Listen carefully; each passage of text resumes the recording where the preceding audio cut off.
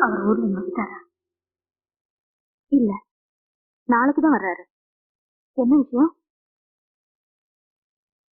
அசோகரனால police ஸ்டேஷன்ல ஜாமீன்ல கூட விட மாட்டீங்களா?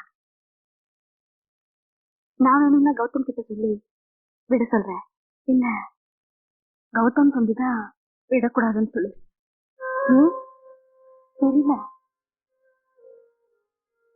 அவர் இருந்தா சொல்லி பார்க்கலாம் வந்தேன்.